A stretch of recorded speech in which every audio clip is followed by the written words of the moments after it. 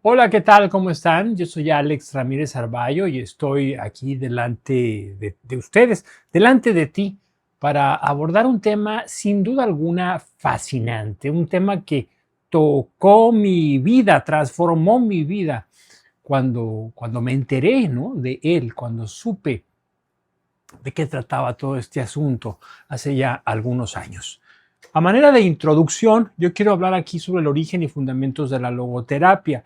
Quiero que sea sobre todo y ante todo una invitación para que tú por tu propia cuenta pues te involucres y busques e indagues y trates de conocer más acerca de esto que más que una psicoterapia, yo le llamaría una filosofía de vida. Vamos a empezar entonces con los orígenes y fundamentos de la logoterapia. ¿Dónde empezó? ¿Quién la fundó?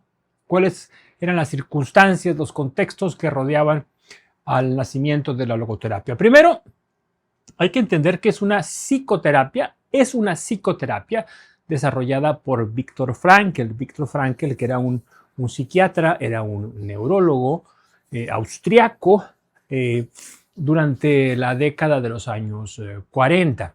Hay que entender qué es lo que ocurre durante este periodo, qué está sucediendo en el mundo y por qué esta filosofía de vida, esta psicoterapia es se encuentra en tanta consonancia con la realidad. Estamos hablando de una eclosión de la filosofía existencial, una especie de expresión radical de la libertad del ser humano que de pronto se descubre a sí mismo echado, ¿no?, arrojado al mundo, viviendo preso de enormes deseos, acotado por grandes limitaciones, amenazado por muchas partes debido a la inestabilidad política, el ascenso de los totalitarismos, etcétera.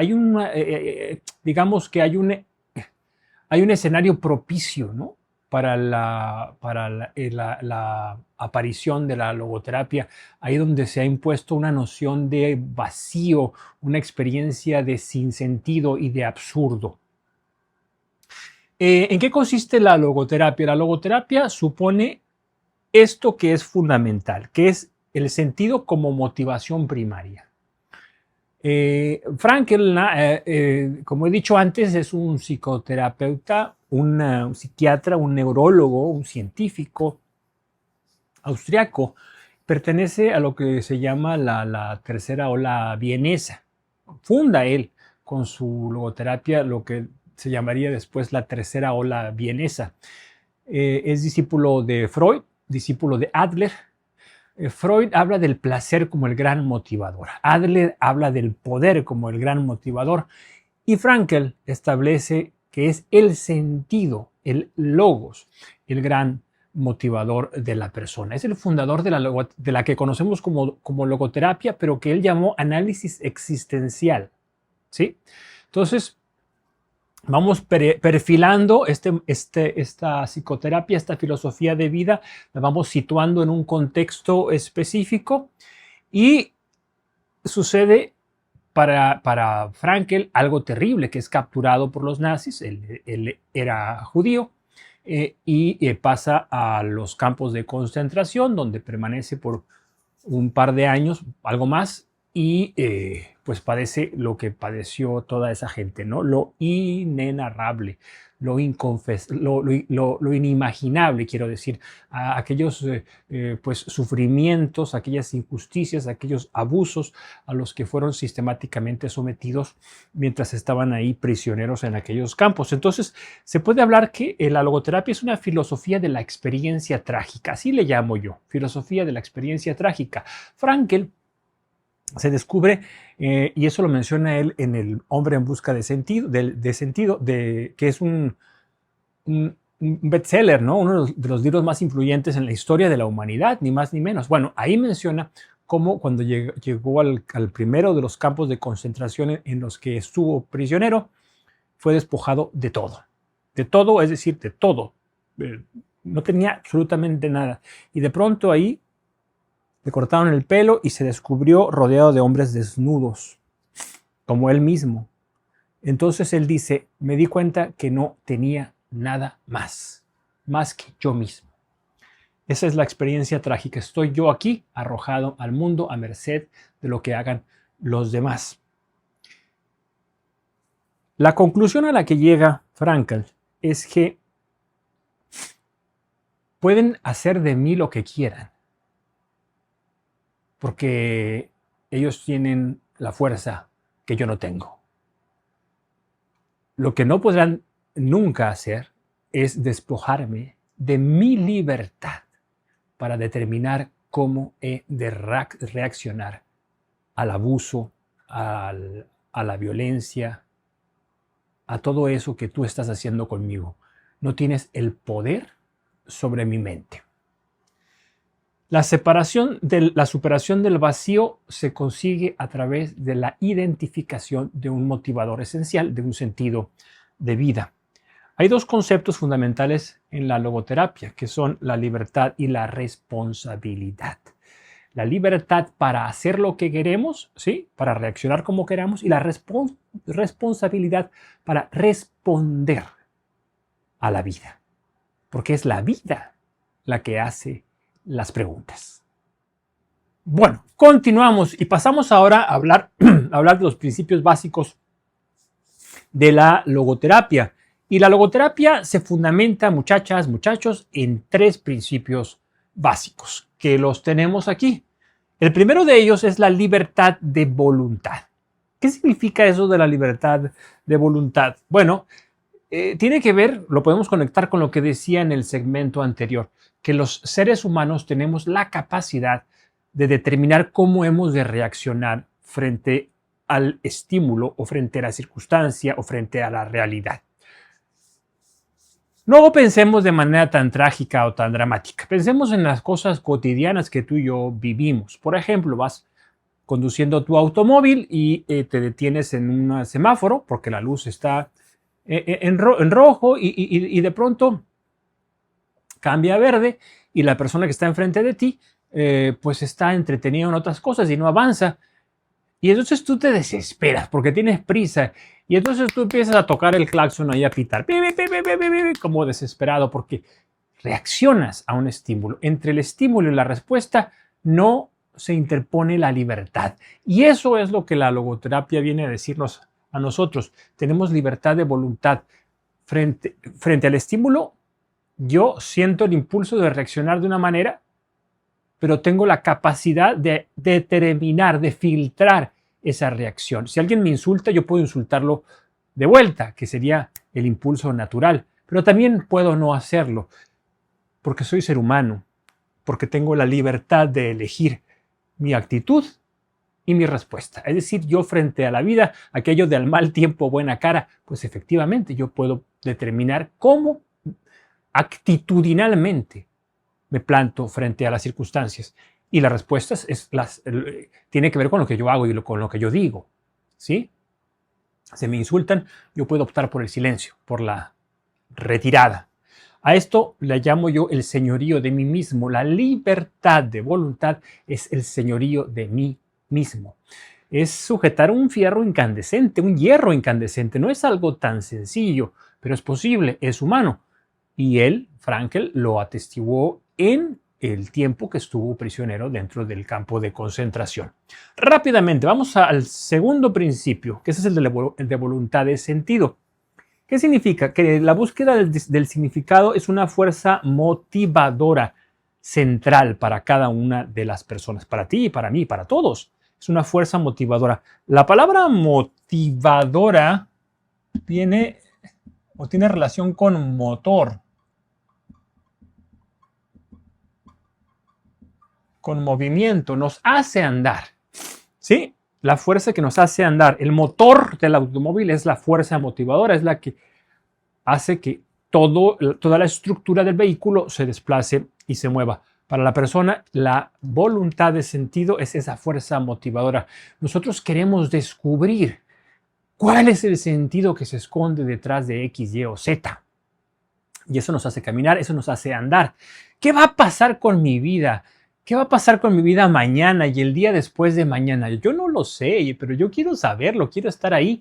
Y qué maravilloso es darme cuenta que yo tengo la capacidad de incidir en esa vida, que es mi vida, que yo puedo determinar, que tengo la libertad, que tengo la capacidad de modificar mi experiencia del mundo. Eso es maravilloso, eso nos da un enorme poder en nuestras manos. Y también nos infunde una pasión vital. Es imposible, muchachos, de verdad es imposible mantenerse frío, indiferente, abúlico, cuando nos damos cuenta de esto que Frankl nos propone, además refrendado a lo largo de muchísimos años de experiencia de psicoterapia, de reflexión, de comunidad, de conjunto, dentro de quienes estudiamos de alguna manera o de otra el análisis existencial. Es evidente entonces que sentimos una pasión. ¿Por qué? Te lo voy a decir de la manera más honesta que yo puedo y más ajustada a lo que yo pienso y siento. Siento una enorme pasión vital porque sí, tengo una enorme pasión por la humanidad, por la persona, pero no la humanidad como algo abstracto, como un concepto teórico, no, la humanidad como persona encarnada. Eso me gusta. La humanidad como encarnación, como persona con nombre y apellido y con historia particular. En el centro de todas mis preocupaciones intelectuales se encuentra siempre el ser humano. La pasión vital me mueve a entender a esa persona y me mueve a reflexionar y me mueve a decir y me mueve a proponer y me mueve a estar aquí delante de ti el día de hoy. 3. El tercer principio básico de la logoterapia es el sentido de la vida. Sentido de la vida. ¿Qué significado potencial esconde cada acontecimiento?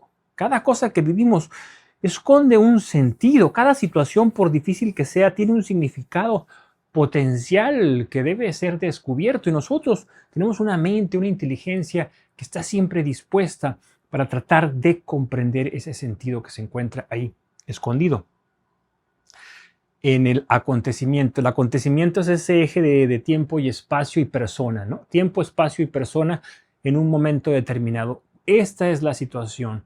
¿Qué va a pasar ahora? ¿Cómo voy a reaccionar? ¿Con qué cuento? ¿Cuáles son mis circunstancias? Este es el acontecimiento y ¿qué saco yo de todo esto? ¿Qué saco después de haber sufrido un gran dolor, una tragedia, una pérdida? ¿O qué saco del disfrute, del goce de este momento? ¿O cómo solucionaré X, Y o Z problema que se me plantea? La noción de sentido yo la vinculo a 3 acepciones: experiencia, rumbo y razón.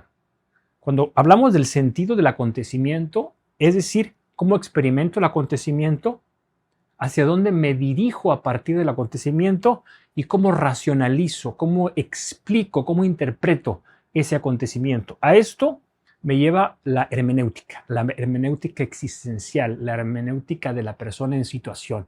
La hermenéutica, es decir, la interpretación que hago yo de mí mismo. ¿Cómo me voy a interpretar ahora?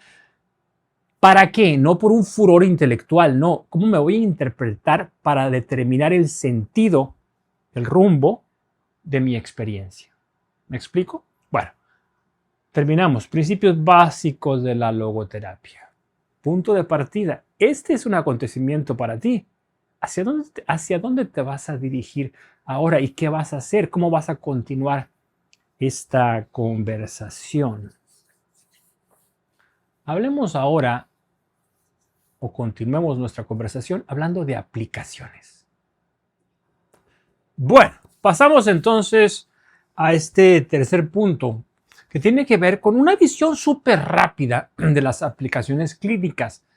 Y digo que es súper rápida porque este no es mi campo del saber y tampoco me interesa demasiado. Me interesa en cuanto a mí, como un elemento que me va a ayudar a superar mis propias crisis. Tener conciencia de cómo funciona la logoterapia más allá de la reflexión filosófica, es decir, en su carácter clínico, me es muy útil. Bueno, tradicionalmente la logoterapia se ha aplicado a los casos de depresión, estrés postraumático, ansiedad generalizada y en el caso de las adicciones. Ha probado ser enormemente efectiva. Hay que entender aquí dos cosas, la noción de crisis y la noción de superación. La noción de crisis supone una ruptura. Etimológicamente, crisis supone un corte. Eso es lo que significa crisis. Crisis, cortar. Es una palabra que tiene su raíz me parece que en el sánscrito, según había averiguado yo hace tiempo, pero puedo estar equivocado. El caso es que, por ejemplo, la palabra crítica tiene que ver con esto. El crítico es el que disecciona, corta y explica. En el caso de la crisis personal es una ruptura, una disociación. Pensemos, por ejemplo, en el caso de la ansiedad generalizada. La persona anticipa escenarios catastróficos que pues evidentemente son escenarios mentales, no son realidades concretas, no son acontecimientos, sino son una proyección de mis terrores. Y esto tiene como consecuencia un sufrimiento real, actual. En la anticipación de un sufrimiento hipotético, yo estoy adquiriendo un sufrimiento concreto real en el aquí y en el ahora. Esto supone una ruptura. ¿Por qué? Me separa de la realidad, me separa del acontecimiento y me sumerge en un mundo personal íntimo de oscuridad y desesperación. ¿Cómo puedo reunificarme a mí con el acontecimiento, con el momento presente? Bueno, pues a través de la superación por comprensión. Pero esta comprensión no es intelectual, no basta que yo tenga razones. Por ejemplo, la terapia cognitivo-conductual me habla siempre de razones, ¿no? Me pone enfrente de una manera lógica la evidencia que me hace comprender que la anticipación de la catástrofe no es una buena forma de vida y que no se sustenta en evidencia concreta. Eso es racional. Pero la superación por comprensión supone algo más. Sí, todo eso es evidentemente útil, ¿no? El racionalizar mi situación. Pero es necesario, además, que yo comprenda mi condición humana, mi fragilidad, que yo entienda que soy débil, que soy frágil, pero al mismo tiempo resistente, que puedo rehacerme. Los valores de resistencia suponen esto. Al mismo tiempo, entiendo que puedo experimentar la vida de una forma más plena si yo salgo de mí mismo y busco al otro, busco a la persona, a la otra persona, al que me acompaña, el que es peregrino como yo en la vida. Si salgo a disfrutar de la naturaleza, por ejemplo. Si utilizo mi pasión, mi capacidad intelectual, mi sensibilidad para crear cosas. Por ejemplo, esto que yo estoy haciendo ahora, pues hay un elemento creativo que otorga sentido a mi vida, porque estoy comunicando temas que me apasionan y que yo creo, que yo siento son trascendentes y son importantes para ti, para mí, para todos.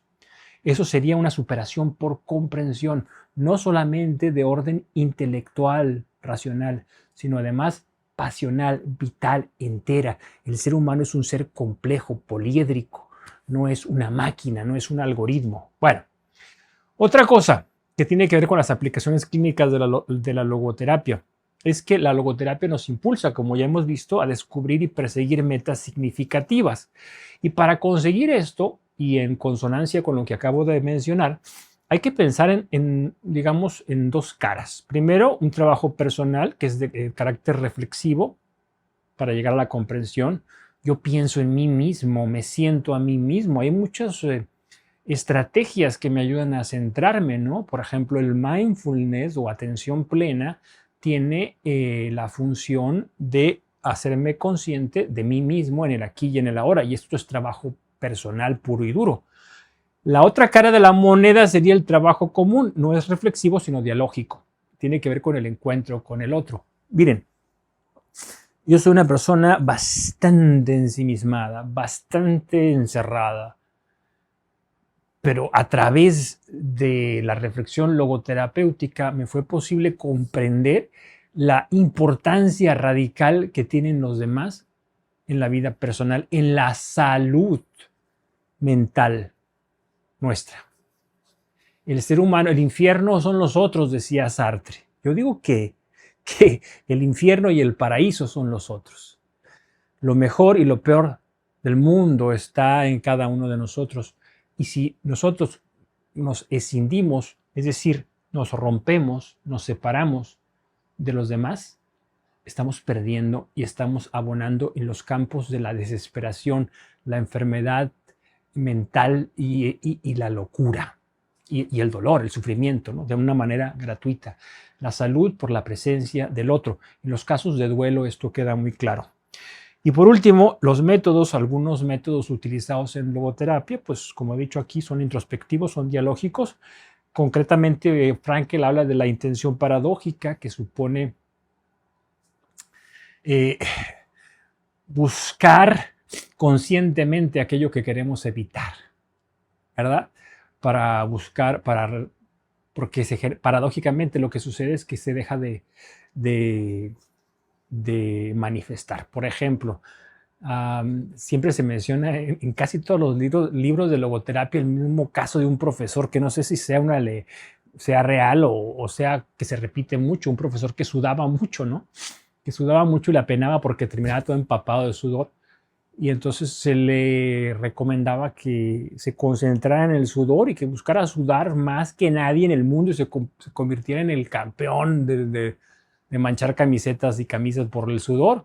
Y que una consecuencia de esta toma de conciencia era, digamos que se vuelve consciente de lo burdo y de lo absurdo de aquello, y una de las consecuencias es que dejaba de sudar.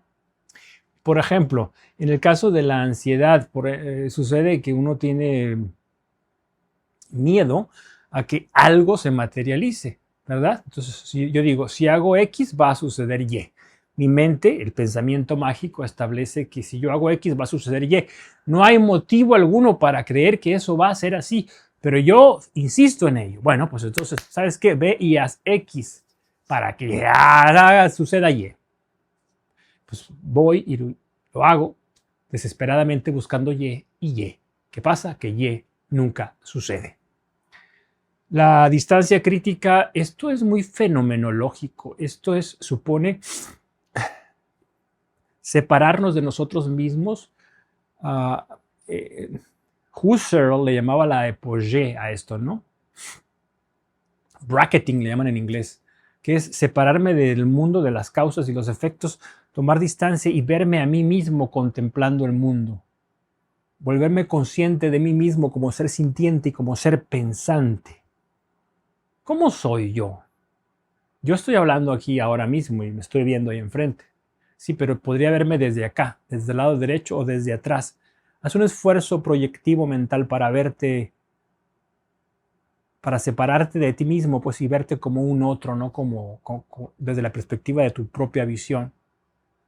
Esto va a generar una dinámica interna de separación que supone la posibilidad de la superación, como había mencionado antes. Y por último, la axiología o el esquema de valores. Los valores son fundamentales dentro de la logoterapia. Y es importante la identificación de valores personales y la búsqueda de nuevas formas de significado a la vida cotidiana, a la vida simple. ¿Cómo voy a encarnar yo esos valores? Los valores no son abstracciones, los valores son virtuosos en la medida de que son acción cotidiana en la vida de las personas. ¿Yo cómo puedo encarnar un valor de responsabilidad? Bueno, por ejemplo, estando a tiempo en mis clases o estando a tiempo aquí en estas clases virtuales, ¿no? Tratando de dar lo mejor de mí, tratando de comprometerme con el estudio y con la divulgación de ciertos temas que considero importantes, asumirlo con seriedad, no como una broma. Eso es fundamental para mí y eso es parte de mi axiología, es decir, de mi esquema de valores. Yo había mencionado esto antes, ¿no? La axiología, imagínate una escala, pues, ¿no? Una escala jerarquizada de valores. ¿Qué es lo más importante o prioritario? ¿Qué es lo más trascendente? ¿Y qué es lo más vulgar y lo más cotidiano? ¿Sí? Entonces, podemos hablar de que la filosofía y la clínica o la psicoterapia logoterapéutica, o la logoterapia como terapia psicoterapéutica, o como psicoterapia, perdón, o como mera reflexión filosófica, en ambos casos es trascendente, es sumamente trascendente. No se contiene en sí misma, por eso es trascendente, porque se supera a sí misma y va al encuentro de algo más grande que sí misma. No es una mera teoría, es una teoría y una práctica, es un hacer, es un vivir, es un estar, es un existir. Nos detenemos antes de pasar al siguiente segmento, al siguiente fragmento de nuestra conversación, nuestra clase, nuestro diálogo del día de hoy. Bueno, llegamos al cuarto apartado de la clase de hoy, que se llama la logoterapia en la vida cotidiana. En el apartado anterior hablábamos un poco de manera muy general, un poquito simplemente el tema de la clínica, que es un tema que a mí no me corresponde, ¿verdad? Pero que conozco, que indago para conocer, pero yo no soy un psicoterapeuta. Esto está más cercano a la mayoría de nosotros que no somos psicoterapeutas, que no estamos en la clínica, ¿no? La logoterapia en la vida cotidiana. ¿Cómo podemos aterrizar de manera sencilla, de manera práctica, algunos principios logoterapéuticos en nuestra vida cotidiana? La verdad es que la gran mayoría de nosotros no vamos a pasar 20, 30, 40 años estudiando la logoterapia, reflexionando sobre ella, escribiendo ensayos. No, solamente un número muy reducido lo hará. Los demás conocemos del asunto, pero vivimos nuestra vida de acuerdo pues, a nuestra profesión, a nuestras condiciones, a nuestras circunstancias. ¿Cómo podemos pues aplicar esos principios de manera general? Primero, más allá de la clínica, hay que entender que la logoterapia es una visión de mundo, un worldview en inglés, es una concepción de la realidad. Y es entender, muchachos, muchachas, básicamente entender que la vida tiene sentido, que todos estamos llamados, tenemos una vocación significativa que atender y que en la medida en que nosotros desatendamos esa vocación significativa, nos vamos a encontrar en una posición de desventaja y en ocasiones de abierta vulnerabilidad, y que cuando nos asumimos como seres buscadores de sentido, nuestra condición de vida en términos generales mejora porque nos estamos aproximando a la plenificación o a la vida plena que todos buscamos. Supone, además de una visión de mundo, un compromiso personal, porque no se trata solamente de intelectualmente abrazar lo que es la logoterapia, poder plantarse delante de un público como aquí ahora, aunque sea un público virtual, y comenzar a hablar de los principios de la logoterapia, de quién era Frankl, de cómo la desarrolló, de cuáles son los libros más importantes, quiénes son los exponentes actuales, prácticas clínicas, aplicabilidad en lo cotidiano. No, más allá de todo eso es necesario un compromiso personal, trascender lo intelectual y encarnar. Por eso yo hablo de una filosofía carnal, perdónenme la expresión. Hay quienes hablan de filosofía práctica, pero a mí no me gusta esa palabra porque tiene implicaciones limitantes. Lo práctico es lo que instrumentaliza y yo me refiero a algo más completo, a lo vital, a lo que encarna, a lo que se vuelve vida real, concreta. En este momento yo estoy aquí viviendo con todas mis fuerzas delante de esa camarita que está ahí. Y un día no voy a estar, un día voy a desaparecer, un día todo este cuerpo que soy se va a desintegrar.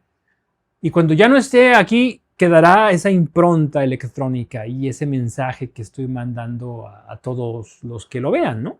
Que es un mensaje de pasión y de compromiso con la vida humana, con la significación, con el acto positivo y propositivo, con la fe absoluta en una vida mejor para las personas y para las comunidades de personas. Esto es asumir un compromiso personal. Bueno, siguiente, algunos ejemplos, ¿no?, de cómo la logoterapia se convierte realmente en un propósito personal o un compromiso personal. En el trabajo, por ejemplo. En el trabajo, que es el espacio donde estamos, además de la casa, casi todo el tiempo. Según algunos autores que han trabajado particularmente el campo del trabajo, la logoterapia nos ayuda a hacer del trabajo una misión, una carrera, una vocación, ¿sí? acá lo menciono también, noción de carrera y vocación. Son conceptos que se repiten. Ir más allá de la idea de que el trabajo es esa actividad que me permite a mí hacerme de los recursos que necesito para pagar mis gastos más elementales, ¿no? El vestido, la vivienda, la comida, la educación, la salud. Y entender que el trabajo es una zona de posibilidades vastísima y riquísima para que tú y yo hagamos diferencias sustantivas, significativas en el mundo en el que nosotros vivimos. Yo acabo de venir de una reunión con mi hijo y le decía finalmente, ya hacia el final de nuestra plática, ¿no? Yo le decía, ¿cómo crees tú que podría yo ayudar a más personas? ¿Cómo crees tú que podría dejar una huella más grande en el mundo? Y entonces él me dijo, habla, no dejes de hablar, creo que tu trabajo es hablar. Entonces me quedé con eso y ahora venía para acá y venía pensando en la noción del hablar como una actividad. Bueno, sería una misión, ¿no? Una misión. Sería parte de mi condición de persona consciente, de mi posibilidad real de utilizar el trabajo para difundir un mensaje dador de sentido, como es el de la logoterapia. Siguiente, propósito en las relaciones personales. Además de en el trabajo, pues las relaciones personales son también un escenario de posibilidades que tenemos todos. No sé si se alcance a ver, Dios mío. A ver, escribí muy abajo.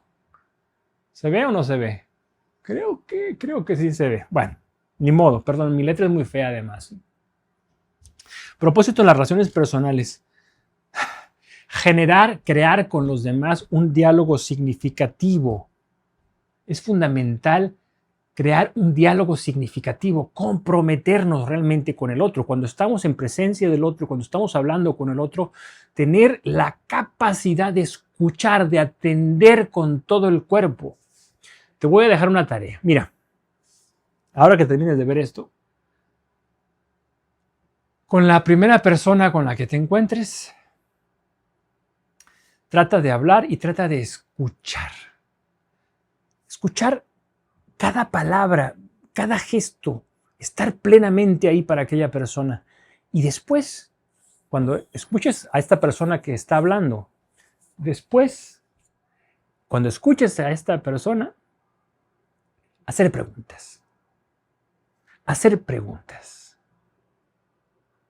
que comprueben que estás escuchando de verdad, que has estado ahí. Los resultados van a ser sorprendentes, estoy seguro. Dignificar al otro, darle al otro su carácter de persona. Vivimos en una época que cosifica, que instrumentaliza, que desprecia. Con una enorme facilidad van las personas insultando, menospreciando, de una forma arrogante, ¿no? Me gusta la etimología de la palabra arrogante, que significa el que se arroga, el que trae hacia sí los privilegios. Y quieren ser tratados de manera privilegiada como si fueran únicos y los demás fueran basurilla. Eso es tan común.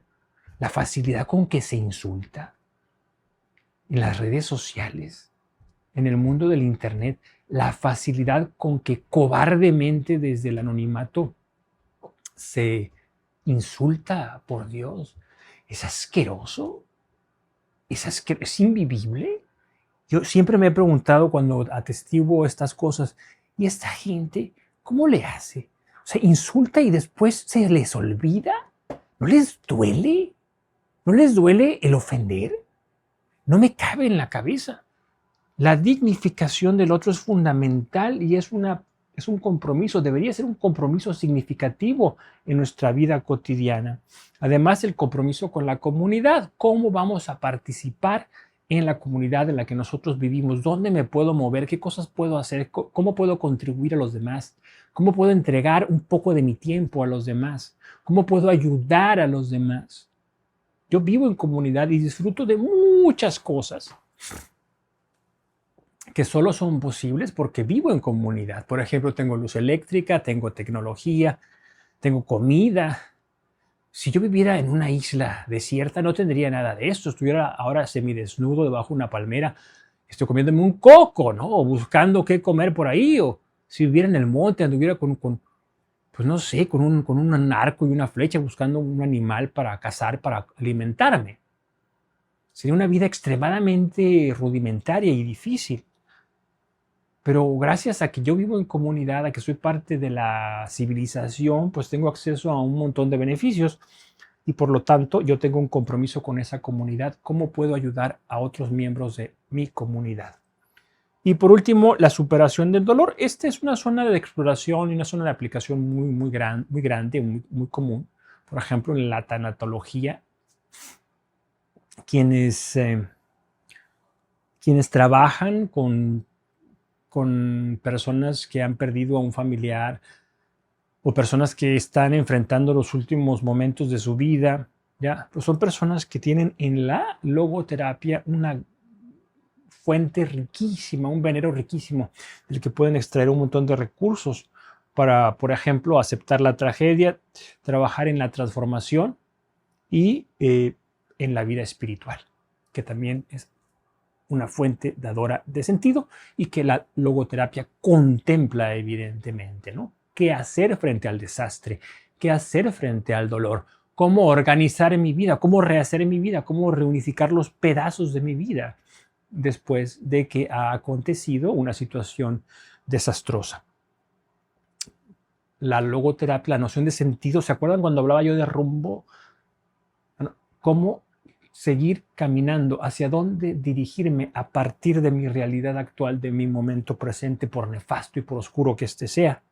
Y sobre todo la vida espiritual, la vida trascendente, las mujeres y los hombres de fe, frente a la divinidad, frente a lo trascendente, asumen su condición de criaturas y encuentran un enorme descanso y un escenario vastísimo, enorme, amplio, para vivir la vida de una forma diferente.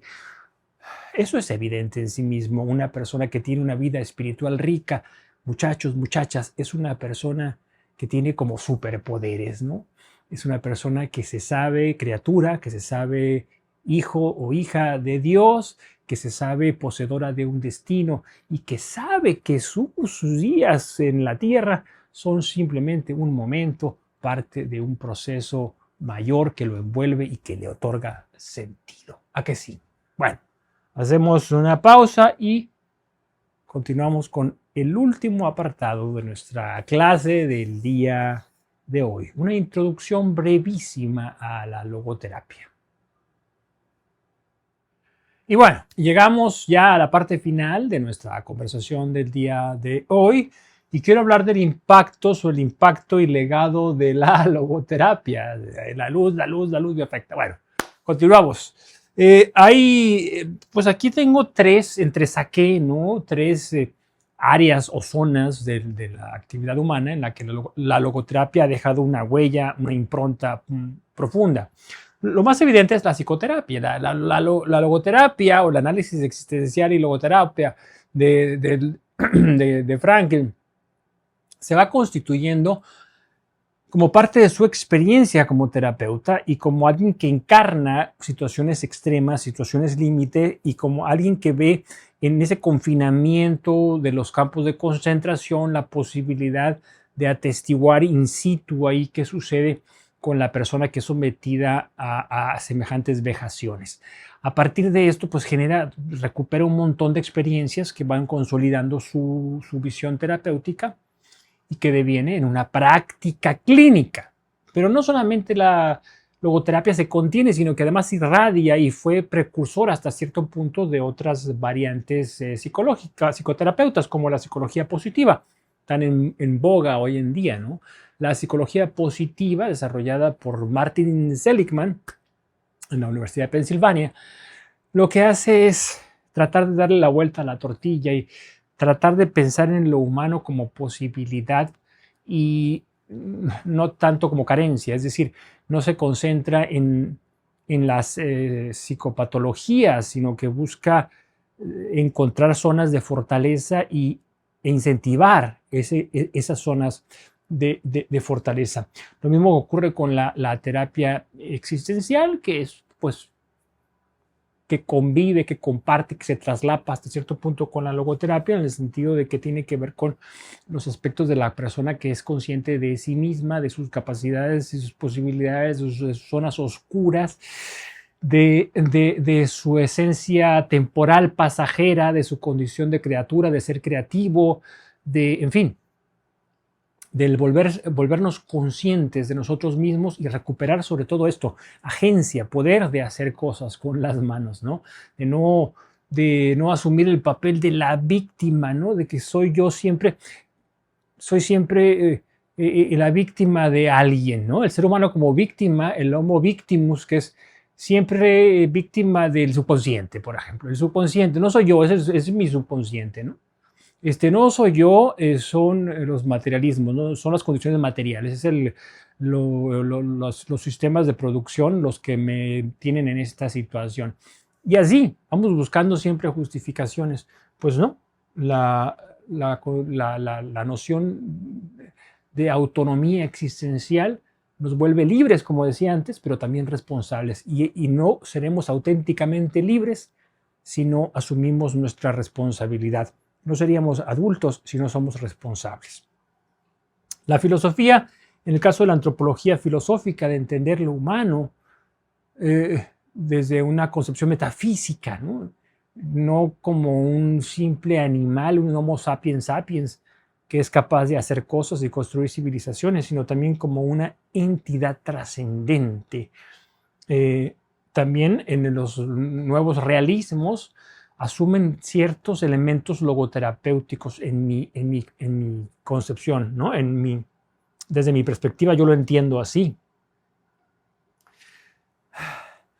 La noción misma de sentido, decía yo, supone experiencia, conciencia de la experiencia, es decir, razones de la experiencia, y supone direccionalidad o rumbo. Y eso es autonomía o agencia. ¿Qué puedo hacer yo con lo que soy ahora para ir hacia donde debo de ir? Eso me gusta. ¿Qué es lo que puedo hacer yo con lo que tengo ahora para ir a donde yo tengo que ir? Esa es una visión realista, no es fantasía. ¿Cuál es? Hacer una especie de inventario existencial y a partir de ese inventario bien acabado, poder construir a partir de realidades, no de deseos, no de quimeras, no de fantasías. Bueno, esto es muy interesante, muy interesante. Otra zona en la que la logoterapia ha tenido un impacto grande es a través de la consejería espiritual, por ejemplo, a través de la mentoría o a través del acompañamiento, ¿no? Las personas que tienen una vida espiritual, pues son personas que asumen la necesidad de crecer, de educarse, de formarse, de encontrarse con los demás. Yo no creo que haya vida espiritual sin ese diálogo, sin esa tensión dialógica con un mentor. Me parece que la figura del mentor es fundamental para que la persona se desarrolle dentro de una tradición determinada, y a esto le llamo el acompañamiento. Entonces el acompañamiento entiende, eso ya lo mencioné antes, que el diálogo significativo es fundamental y que a través de esa tensión dialógica es posible el reconocimiento de mi situación actual y de mi vocación, de mi llamada de sentido. Y es un proceso lento, paulatino, doloroso a veces, satisfactorio siempre, sin duda alguna. Y con esto, pues ya voy a levantar aquí mis papeles, me voy a ir. Creo que mi trabajo aquí ya ha concluido. Es una síntesis rapidísima y sumamente defectuosa e incompleta, pero no tengo más. Es lo que he querido compartir con todos ustedes porque creo, insisto, y con eso termino, creo que es sumamente necesario en los tiempos en los que vivimos, tiempos de tribulación, de triunfo del absurdo, de enseñoramiento, si esa palabra existe, ¿no? De regodeo, de la vacuidad, de la frivolidad, de lo pasajero, de la sensualidad más barata, de la comercialización excesiva de de las minucias, de las bagatelas. En ese contexto, yo no asumo, me resisto a asumir el talante pesimista, derrotado que tienen los profetas del Apocalipsis, los profetas de la perdición, del desastre. No, no y no. Que se imponga el sentido y que se imponga de la única forma en la que se puede imponer, que es a partir de la vivencia de ese sentido. Cuando tú vives el sentido, lo descubres y espacio, responsablemente lo asumes como una vocación, entonces tú te conviertes en un paradigma. Y esto es fundamental en la pedagogía. Si hablamos de pedagogía existencial, tendríamos que pensar en términos analógicos. Es decir, por eso hablaba yo aquí ¿se acuerdan? De mentor. Es decir, esa persona, ese mentor, se convierte en un ejemplo vivo. Entonces, una persona puede ser tanto como un libro. Aprendo no solamente los conceptos que estudio en el libro, sino de mi contacto directo con alguien que ha sido capaz de encarnar valores, principios, virtudes. Entonces yo me analogo, yo me acerco, me aproximo, me asemejo. ¿Qué hace fulano? ¿Cómo vive fulano? ¿Qué cosas dice fulano? Si quieres aprender algo, alguna pues habilidad, no sé, por ejemplo, si quieres ser un buen orador, si quieres ser una persona con la capacidad de expresar elocuentemente ideas complejas, pues lo primero que tienes que hacer es encontrar un ejemplo, encontrar un paradigma y entonces analogarte, imitar, aprender imitando como imitaban los grandes maestros de los talleres del Renacimiento. Se acercaban al profesor, al mentor, al maestro e imitaban, se analogaban, se aproximaban, se asemejaban. Y yo creo que pues esta es la tarea que los que ya vamos haciéndonos viejos tenemos hoy más que nunca. En esto creo y por eso estoy aquí. No te olvides de suscribirte a este canal, deja un comentario, dime desde dónde me escuchas, qué te parece el formato que traigo aquí ahora para compartir. Sugiéreme algún tema para discutir, para compartir. ¿Por qué no? Bueno, nos vemos en la próxima ocasión, si Dios quiere. Chao, hasta pronto.